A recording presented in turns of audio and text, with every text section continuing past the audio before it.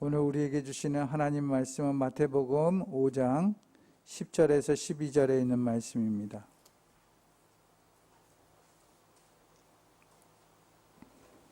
마태복음 5장 10절에서 12절에 있는 말씀 같이 함께 한 목소리로 봉독하겠습니다. 하나님의 말씀을 함께 봉독할 때에 주님의 음성을 들을 수 있길 바랍니다. 함께 봉독합니다.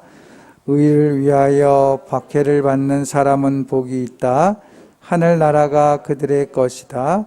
너희가 나를 때문에 모욕을 당하고 박해를 받고 터무니없는 말로 온갖 비난을 받으면 복이 있다.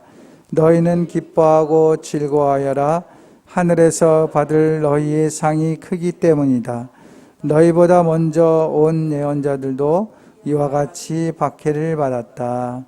이것은 주님의 말씀입니다. 하나님 감사합니다. 아멘. 8월달 이제 시작됐습니다. 이 8월달 한 달도 무덥지만 다 모두들 건강하시고 주님의 은혜 가운데 살아갈 수 있길 바랍니다. 하나님 앞에 새롭게 믿음을 가지고 주님 앞에 더 열정적으로 나아갈 수 있는 귀한 한 달이 되어질 수 있기를 바랍니다. 네. 이 곡이가 무슨 곡인지 아십니까? 예. 역시 요리를 하시는 분이라서. 연어입니다, 연어. 원래 동영상을 준비할까 했더니 동영상들이 제가 원하는 포인트가 좀 없어서 그냥 이렇게 그림으로만 준비했습니다. 연어. 물고기 중에 다시 회귀하는 그런 물고기들이 있죠. 대표적으로 우리가 연어 아니겠습니까? 연어. 산란기가 되면 자신이 태어났던 생명이 시작됐던 곳으로 돌아오는 본능이 있다라는 것이에요. 어떤 영상을 보니까는 무려 1만 5천 킬로에서 2만 킬로까지 바다를 누비다가 한 4년 정도, 5년 정도 되면은 자기가 태어났던 곳으로 돌아온다라고 합니다. 그런데 돌아오는 여정이 그렇게 쉽지는 않은 것을 보게 돼요. 강을 거꾸로 거슬러 올라가야 되기 때문에 그렇습니다. 때로는 돌에 부딪히기도 하고 적들로부터 공격을 받습니다. 연어를 잡아먹으려고 하는 많은 생태계가 있죠. 그러다 보니까 오다 보면 온몸이 만신창이가 됩니다. 그래서 부리의 모형도 달라지고 비닐도 다 꺾이고 지느러미도 다 상처가 입는 그러한 모습이 됩니다. 왜 이토록 힘든 여정을 하는 것인가? 물론 자신의 종족을 이어가기 위해서, 산란을 하기 위해서 그런 노력을 하는 것입니다. 어떻게 그 자리까지 찾아가는지 정확하게 알려진 것은 없어요. 생각해 보면 그냥 편안하게 바닷가운데 넓은 바다에서 산란을 해도 되지 않겠습니까? 아니면 강까지 와서 그 하구에 올라오기 전에 그 하구 아래다 해도 되지 않을까? 적당히 오르다가 힘들면 그냥 힘든 그 자리에서 산란을 하면 안 될까? 이런 생각을 해보게 됩니다. 그런데 영상을 보니까 눈물겹도록 그 강을 거슬러서 올라가고 애쓰는 모습들을 보게 되었습니다. 말 못하는 생물이지만 그럼에도 그들은 그들의 삶을 통해서 우리가 어떻게 살아가야 할지를 말없이 알려주는 것이 아닌가라는 생각을 해보았습니다. 목적을 향해 포기하지 않고 죽을 힘을 다하는 연어, 너무나 대단하고 위대하다라는 생각을 해보게 됩니다. 사랑하는 성도 여러분, 사람도 마찬가지이지 않을까 생각이 됩니다. 자기의 목적을 위해서 눈물겹도록 다 애쓰지 않습니까? 여기에 예배를 드리지만 일주일 동안 자기 삶을 위해서 열심히 수고하고 애쓰다가 온 것이라고 생각됩니다. 그런데 많은 사람들이 그렇게 살아가고 있어요. 문제는 우리에게 있는 진정한 목적이 무엇인지를 모르고 애만 쓰고 수고하다가 인생을 허비하는 것이 아닌가라는 생각이 종종 듭니다.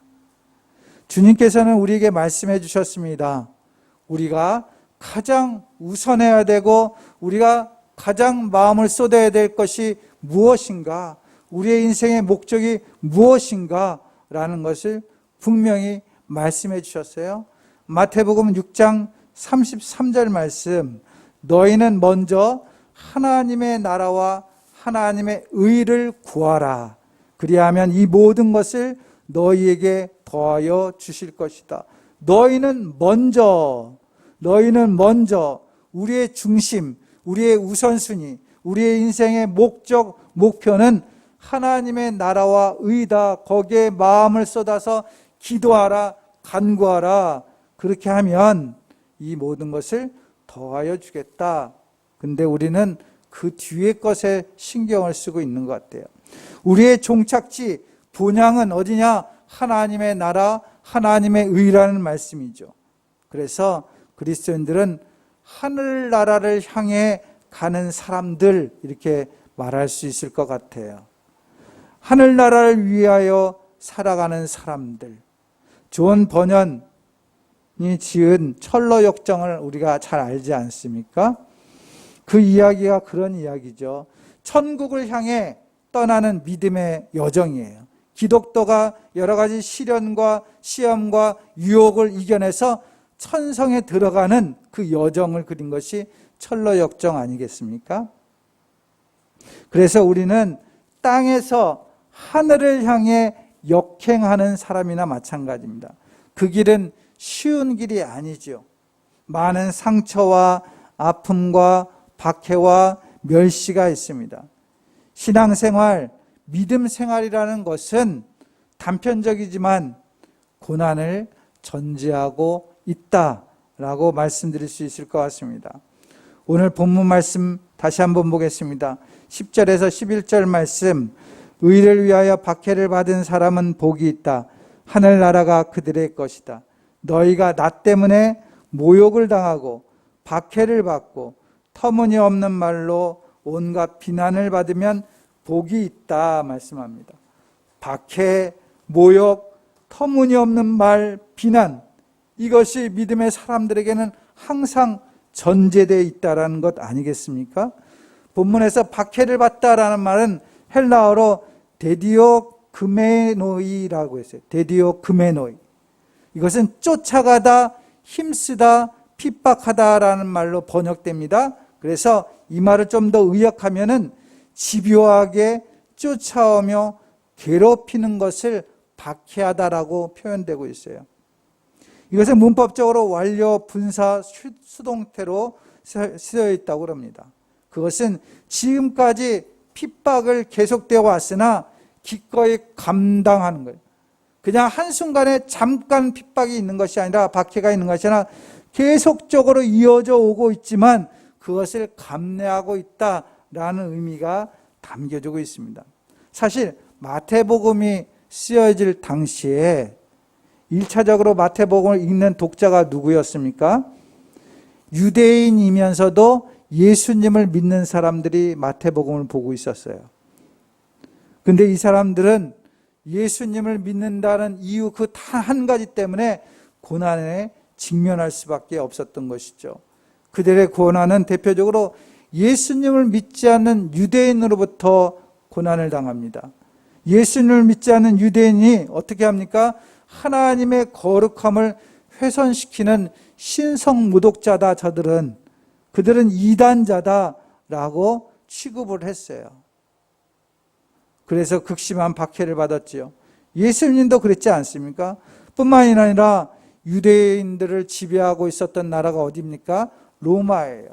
로마인들로부터는 황제 숭배를 거부한다라는 이유로 반국가 사범이라고 낙인이 찍혔어요. 그래서 그들은 잔인하게 처형을 당할 수밖에 없었습니다.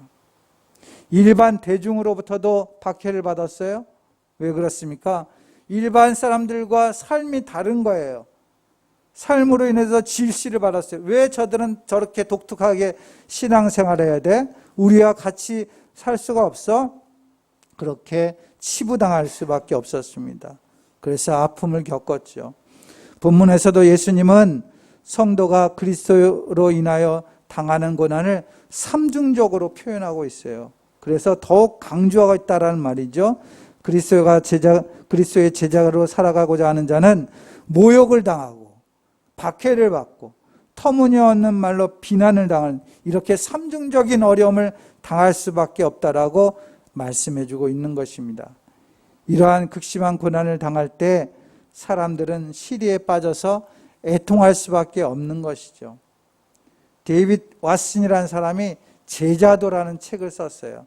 그 제자도의 첫 부분에 보면은 보네포 목사님의 말을 인용해서 시작됩니다. 보네포 목사님이 이런 말을 하셨다고 합니다. 주님께서 사람을 부르실 때는 와서 죽으라고 부르신 것이다. 주님께서 사람을 택하셔서 제자로 삼았을 때는 죽으라는 것이라는 거예요. 의미심장한 말씀 아니겠습니까? 이게 바로 초대교회 역사의 전통이에요. 내가 예수를 믿는다는 것, 내가 교회를 다닌다는 것, 내가 예수님을 믿고 살아간다는 것은 이미 죽음, 그것이 전제되어 있다는 것입니다. 특별히 오늘 본문 말씀을 더 주의 깊게 살펴보면 의를 위하여라고 말씀하고 있어요. 여기서 무엇을 위하여라는 말은 헬라어로 헤네켄이라는 단어를 쓴다고 합니다. 이것은 무엇을 위하여도 되지만 무엇 때문에라는 말로 사용되기도 한다고 해요. 근데 오늘 본문에서 무엇 때문에라고 사용하지 않고 있습니다. 왜냐하면 이 무엇 때문이라는 것은 소극적인 의미를 갖고 있기 때문에 그렇습니다. 오히려 오늘 본문은 의를 위하여라고 썼어요. 내가 무엇을 위하여 살아가겠다라는 결단이 있는 것이죠. 오히려 자발적인 것이에요. 어떠한 박해가 있어도 나는 그것을 위하여 살아가겠다는 것이 더 적극적인 의미를 사용하고 있습니다. 내가 잘 되길 위해서, 내가 뭔가 세상적으로 높아지기 위해서 그것을 위해서 살아가는 것이 아니라 의 때문에, 의를 위하여 살아가기 때문에 박해가 있을지라도 그 자리를 향해 나아가겠다라는 의미가 그 안에 담겨져 있다는 것이에요. 이런 의미로 찰스 피니 목사님은 이런 말을 했다고 합니다. 성령 충만케 될 때에 따르는 결과들이라는 그런 말 속에 이런 말을 합니다. 당신이 성령 충만할진대 당신은 교회에서나 세상에서나 똑같이 많은 반대에 부딪힐 것을 각오해야 한다. 교회 내의 주도적 인물이 당신에게 반대할 것이다. 그리스도께서 세상에 계실 때도 그러했다. 당신이 성령 충만하다면 장로들이 심지어 목회자까지도 당신에게 대적이 될 것이다. 사탄도 힘든 다툼이 자주 벌어지게 될 것을 예상해야 한다. 이런 말을 했습니다. 잔 오스틴 목사님도 자신의 경험을 통해서 이렇게 기록되어 있습니다. 그는 디모데후서 3장 12절 말씀을 가지고 이야기합니다. 디모데후서 3장 12절에 그리스도 예수 안에서 경건하게 살려고 하는 사람은 모두 박해를 받을 것입니다. 라는 말씀이 있어요. 이 말씀을 이야기하면서 이런 말을 합니다. 목사였을 때 나는 성경 말씀에 의문을 가졌었습니다. 나는 경건한 삶을 살았지만 박해를 받지 않았습니다. 나는 어리둥절하게 했습니다. 어느 주일 아침 나는 누구든지 범할 수 있는 모든 죄에 대해서 언급하는 설교를 하려고 작정했습니다. 나는 회중들을 불편하게 함으로 말미암아 어떤 종류의 핍박이 일어날 수 있을 것이라고 생각했습니다. 그러나 핍박은 일어나지 않았습니다. 회중들은 나를 사랑했습니다. 예배 후에 그들은 나와 악수를 하고 즐겁게 돌아갔습니다. 그 시절 핍박이란 것은 없었습니다. 그러나 얼마 지나지 않아서 반대를 경험하고 싶은 사람은 성령의 능력으로 충만함을 받기만 하면 된다는 것을 나는 발견했습니다. 우리가 방언을 말하고 귀신을 쫓아내고 병든 사람을 위하여 기도하며 하나님의 강력한 강을 따라 흐르기 시작하자마자 사방에서 핍박이 일어났습니다. 분파주의에 일으키는 종교의 영이라는 것이 존재합니다. 종교의 영은 하나님의 초자연적인 능력을 인정하지 않습니다. 종교의 영은 모든 성령의 역사를 비판할 것입니다. 이 두 목사님이 말씀하고 있는 것이 무엇입니까? 우리가 형식적으로 신앙생활할 때에는 아무 문제가 없는 거예요. 겉으로 보기에는 봉사도 열심히 하는 것 같습니다. 교회 예배 잘 참여하는 것 같습니다. 그런데 그런 삶 속에서는 아무 문제가 없어요. 오히려 성령이 충만한 사람, 즉 하나님 앞에 진정한 마음으로 살아가는 사람, 하나님의 뜻을 따라 순종하며 살아가는 사람, 그 사람에게는 어려움이 발생한다는 것이에요. 어려움이 당연히 일어난다는 것이에요. 이것을 역으로 생각하면 우리가 박해가 없다라는 것, 나에게 핍박이 없다라는 것은 조심스럽지만 우리가 전심으로 주님을 섬기지 않거나 우리 삶이 예수님이 우선되지 않고 있다라는 반증일 수도 있다라는 것이에요. 사랑하는 성도 여러분, 혹시나 내가 지금 어려움, 박해를 당하고 있습니까? 그렇다면 내가 제대로 신앙생활을 하고 있구나라는 생각을 할 수도 있습니다. 물론 내 자신의 잘못과 실수, 잘못된 신앙으로 인해서 박해를 받을 수 있어요. 어려움을 겪을 수 있습니다. 그러나 우리는 구별할 수 있습니다. 내 자신 때문에 내가 잘못해서 박해를 받는 것인지 아니면 예수님 때문에 박해를 받는 것인지 어느 것인지 분명히 우리 자신은 알 것입니다. 요즘 새벽마다 예레미야서를 함께 읽고 있습니다. 우리가 잘 아는 선지자 예레미야, 그는 이스라엘 멸망을 예언한 선지자였습니다. 그리고 그 이스라엘의 멸망을 직접적으로 경험했던 선지자였어요. 그러나 하나님의 말씀을 전하기 위해서 힘썼습니다. 처음에 그는 부르심을 받을 때 나는 어린아이입니다. 나는 말할 줄 모릅니다. 라고 거부했지만 하나님의 뜻 앞에 순종했고 말씀을 전했어요. 그런데 주님의 말씀을 전하는데 박해를 받았다는 것이죠. 예레미야서 20장 말씀을 보면 처음에 나타나는 말씀이에요. 당시 임멜의 아들로서 제사장이면서 성전의 총감독자였습니다. 그 감독자였던 바스울이라는 사람이 있었어요. 그 사람이 예레미야를 때렸어요. 그리고 차고에 채워서 감금하는 일을 했습니다. 그렇게 어려움을 당했다는 것이에요. 하나님의 말씀을 전하는데 오히려 자신에게 핍박이 있고 어려움이 있었다는 것을 보게 됩니다. 예레미야서를 읽다 보면 거짓 예언자에 대한 이야기가 많이 나오고 있습니다. 그들은 예레미야와 달리 재앙은 없다, 하나님께서 우리에게 평안을 주실 것이다 라고 예언을 했어요. 얼마나 좋은 얘기입니까? 제가 여러분들에게 하나님의 평안이 늘 함께 할 것입니다, 여러분들의 문제는 다 사라질 것입니다 전하면 얼마나 좋겠어요. 그렇죠? 근데 오히려 예레미야서는 너희는 망할 것이다, 너희는 심판을 받을 것이다, 너희는 바벨론에 의해서 포로로 끌려갈 것이다 라고 하니 사람들이 좋아하겠습니까? 예레미야도 거짓 예언자들처럼 박해를 받지 않고 오히려 평안하게 잘 살 수 있었을 것입니다. 그럼에도 예레미야는 이런 말을 해요.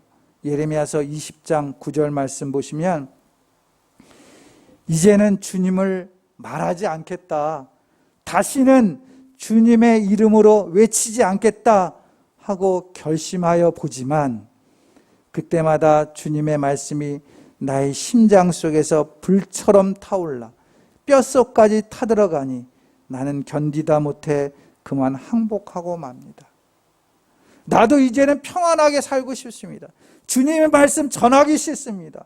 내가 왜 이 나쁜 말을 전해야 됩니까? 나 주님의 말씀 하지 않겠습니다. 주님의 이름으로 외치지 않겠습니다.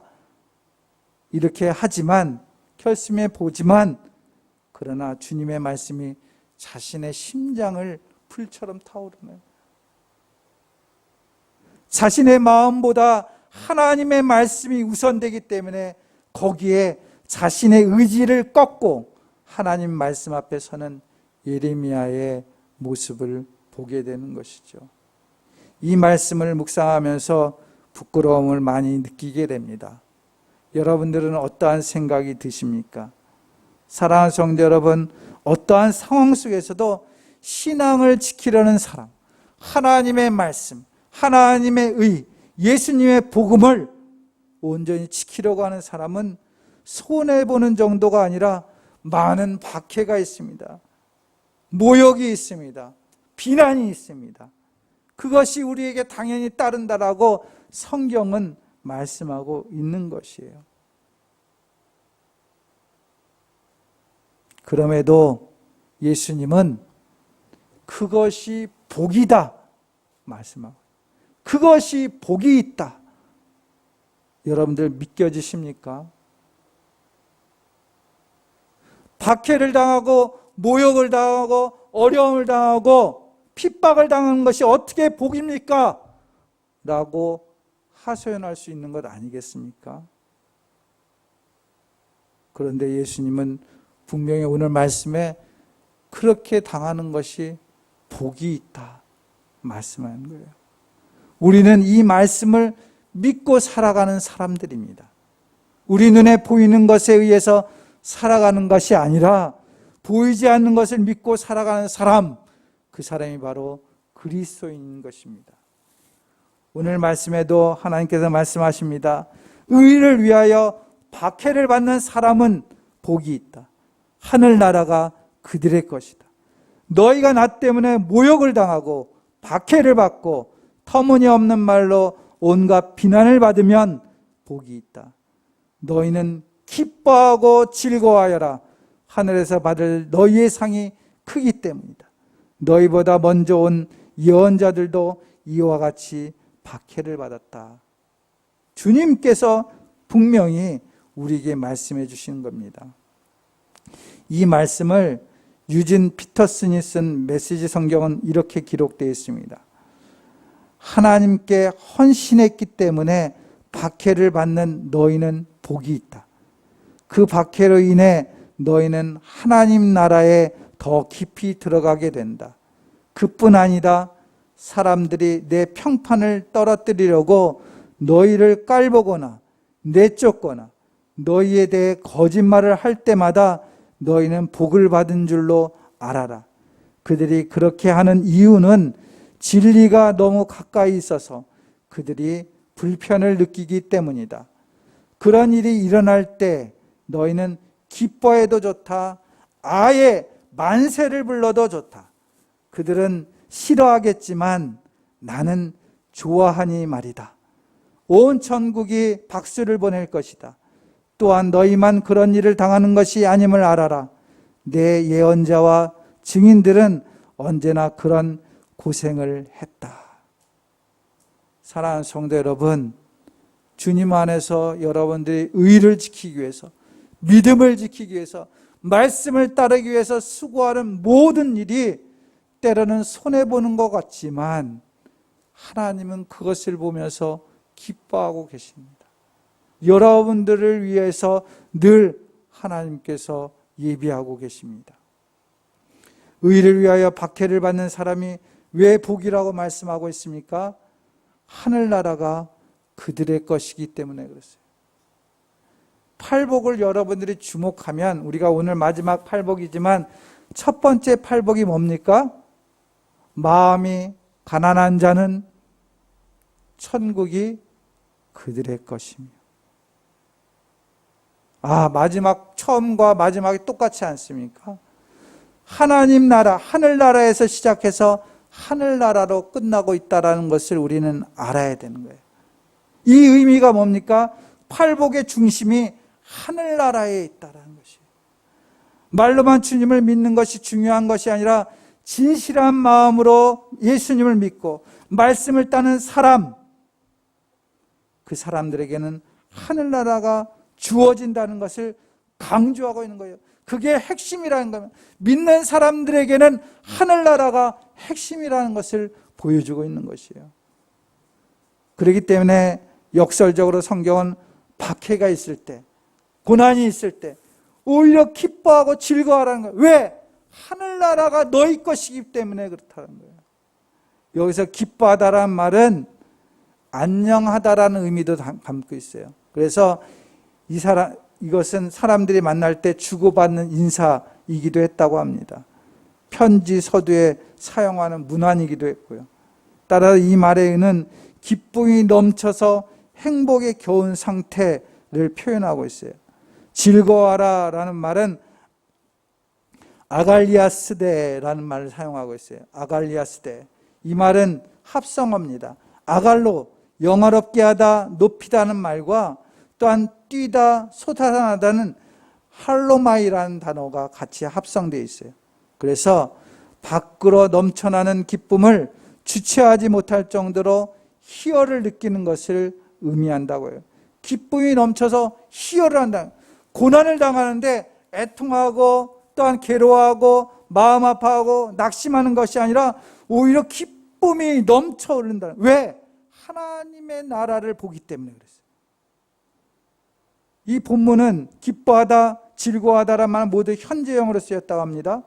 지금 극심한 고난 가운데 있는 상황 가운데서도 기쁨이 넘쳐야 한다는 것을 말하고 있는 것이에요. 어떻게 그렇게 할 수 있습니까? 어려움이 있는데, 고난이 있는데, 핍박이 있는데 어떻게 기뻐할 수 있을까요? 어떻게 기쁨이 내 안에서 솟아넘칠 수 있을까요? 말도 안 되는 일이죠. 여러분들 이해가 되십니까? 그러한 기쁨을 누려보셨습니까?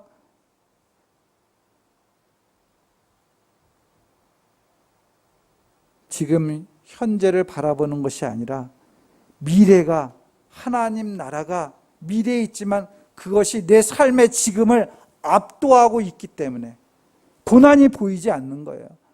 고난이 더욱 심하면 심할수록 내 안에 하나님 나라가 더욱 압도적으로 임재하는 것을 경험하기 때문에 그렇습니다.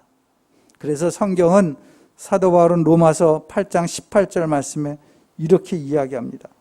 현재 우리가 겪는 고난은 장차 우리에게 나타날 영광에 견주면 아무것도 아니라는 것을 나는 생각합니다. 영광을 경험하니까 이거는 아무것도 아니라는 것이에요. 그것을 경험했던 사람이 누굽니까? 대표적인 사람 스데반 아닙니까? 복음을 전하다가 많은 사람들에게 돌로 쳐 죽임을 당하고 있어요. 그런데 그 쳐 죽임을 당하는 그 속에서 오히려 성령에 충만하여서 하나님 영광을 바라봅니다. 하나님 우편에 계신 예수 그리스도를 보게 된 거예요. 지금 고난을 받는 그 순간 동일하게 무엇을 보고 있느냐? 하나님의 영광을 경험하니까 돌에 맞아도 모욕을 당해도 그 고통이 아무것도 아닌 것이에요. 오히려 미워하고 증오하기보다는 그 사람들을 향해서 저들을 용서해 주십시오. 자기 죄를 모릅니다. 그런 말을 할 수 있게 되는 것이에요. 사랑하는 성도 여러분, 하늘나라가 그들의 것이다. 박해를 받고 모욕을 당하고 비난을 당하는 사람들, 그들의 것이다. 하늘나라가 여러분 것이 되기를 바랍니다. 믿음을 가지고 기뻐하고 즐거워할 수 있는 그러한 은혜를 경험할 수 있는 저와 여러분들이 될 수 있기를 바랍니다. 또한 하늘에서 받을 상이 크기 때문에라고 얘기하고 있어요. 상 가운데 중요한 상은 뭡니까? 밥상이요? 상 가운데 중요한 상, 영생입니다. 영생. 영원한 생명. 구원받은 생명. 본문에서는 상이 크다라는 말이 있어요. 이 크다라는 말은 헬라어로 폴리스라는 단어를 씁니다. 폴리스라는 단어를 써요. 크기가 크다라는 의미가 아니라 양이 많다라는 의미라고 합니다. 그런데 이것은 다른 사람들과 비교해서 양이 많은 것을 이야기하는 것이 아니라 이 지상의 그 어떤 보상과도 비길 수 없는 갖가지 보상이 주어진다라는 것이에요. 너무도 많은 하나님의 복이 주어진다라는 의미로 크다, 상이 크다라는 거예요.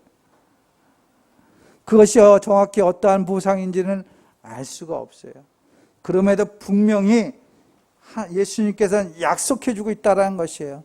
의를 위해서 핍박을 받는 자, 나를 위해서 고난을 받는 자, 그 사람에게는 상이 크다. 예수님이 말씀해 주고 있는 것입니다. 그러기에 그리스도인은 이것을 더 소중히 여기며 살아가며 사는 사람입니다. 대표적인 인물이 누구일까요? 모세. 히브리서 11장 24절에서 26절 말씀. 영상으로 나오죠? 같이 함께 한번 읽도록 하겠습니다. 시작. 모세는 어른이 되었을 때 바로 왕의 공주의 아들이라 불리기를 거절하였습니다. 오히려 그는 잠시 죄의 향락을 누리는 것보다 하나님의 백성과 함께 학대받는 길을 택하였습니다. 모세는 그리스도를 위하여 받는 모욕을 이집트의 재물보다 더 값진 것으로 여겼습니다. 그는 장차 받을 상을 내다보고 있었던 것입니다. 모세는 공주의 아들로 자라나는 것을 원하지 않았대요. 세상의 부귀 영화를 얻는 것을 원하지 않은, 오히려 이스라엘 백성 종살이 거기에서 학대받는 것을 더 택했다라는 것 아니겠습니까? 그리스도를 위하여 모욕받는 것을 이집트의 재물보다 더 값지게 생각했다는 것입니다. 왜 그렇다고 얘기합니까? 장차 받을 상을 내다보고 있었기 때문에. 그 상이 보이는 거예요. 여러분들에게 주어진 상이 무엇인가가 보여집니까? 그것이 크게 보여집니까? 그거를 본 사람은 이 세상 것이 부러울 게 없는 거예요. 때로는 인생을 통해서 다른 사람들과 비교할 때 내 처지가 연약해 보이고 어려워 보이고 힘들어 보이고 아무것도 없는 것처럼 보일지는 모르겠습니다. 내가 신앙생활 하는데도 왜 나는 이렇게 살아야 되는데? 라고 이야기할 수도 있어요. 그런데 하나님이 주신 그 믿음을 가지고 살아가는 사람, 그것을 보여지는 게 아니라 내게 주실 하나님의 상이 보여지는 것입니다. 사랑하는 성도 여러분, 그 상을 날마다 소망하며 지금 내가 보며 그것을 현장에서 느끼며 체험하면서 살아가는 사람들은 어떠한 고난이 있어도 이길 수 있는 것입니다. 선다싱이라는 사람을 잘 아실 것입니다. 인도의 영성가죠. 그가 예수님이 또한 그에게 이런 말씀하셨다는 것을 기록하고 있는 내용이 있습니다. 만약 세상이 너를 욕하고 박해하면 그로 인해서 놀라거나 또 괴로워하지 말아라. 세상이 너를 버리더라도 놀라지 말아라. 하나님을 버린 세상이니 도리어 이로써 내가 하늘 아버지의 참 아들인 것을 알 수 있으리라. 세상에서 버림받고 또한 박해당하고 핍박을 당할수록 내가 더 하나님의 아들인 것을 확증시켜주는 것이구나 라는 그러한 믿음을 가지라는 것이에요. 사랑하는 성도 여러분, 예수를 믿는다는 것 우리는 잘 생각해 보아야 할 것입니다. 단순히 종교 생활하는 것 아니에요. 세상을 거슬러 하늘을 향해 고난의 길을 가는 것입니다. 앞에서 전제했던 말씀 있지 않습니까? 마치 연어가 자신의 모든 것을 때로는 찢기고 만신창이가 되어도 그 목표를 향해 나아가는 것처럼, 강을 거슬려서 올라가는 것처럼 우리의 신앙의 삶도 때로는 하늘을 향해 거슬러 올라갈 때 세상 속에서 찢기고 아픔이 당할지라도 하나님을 향한 믿음을 지켜나갈 수 있길 바랍니다. 그 안에, 여러분 안에 하나님의 나라가 임하는 것입니다. 존 스토트 목사님은 이런 말씀을 하셨어요. 핍박은 진정한 그리스도인을 보증하는 진정한 표인데, 왜냐하면 전에 있었던 선지자들을 이같이 핍박하였기 때문이다. 만일 우리가 오늘 핍박을 받는다면 우리는 고귀한 자손에 속한다. 그러므로 우리가 기뻐해야만 하는 주된 이유는 우리가 그리스도를 인하여, 즉 그리스도와 그의 진리와 의의 표준에 대한 우리의 충성심 때문에 고통을 당하고 있기 때문이다 라고는 말씀을 하고 있습니다. 사랑하는 성도 여러분, 네, 하나님께서 여러분을 사랑하십니다. 오히려 때로는 예수를 믿는 것 때문에 손해보고 어려움 당하고 핍박을 당하는 것도 있지만, 그럴수록 하나님께서 나를 사랑하시는구나, 나에게는 하나님 나라의 상이 있다, 하늘나라가 있다라는 그 믿음으로 어떠한 고난이 와도 하나님 앞에 소망을 품고 살아갈 수 있는 저와 여러분들 될 수 있기를 바랍니다. 그래서 약속된 주님의 복을 누리면서 오늘도 또 8월 한 달도 하나님 앞에 영광 돌리며 기뻐하며 즐거움으로 나아갈 수 있는 거룩한 주의 백성들 될 수 있기를 주님의 이름으로 축원드립니다. 기도하겠습니다.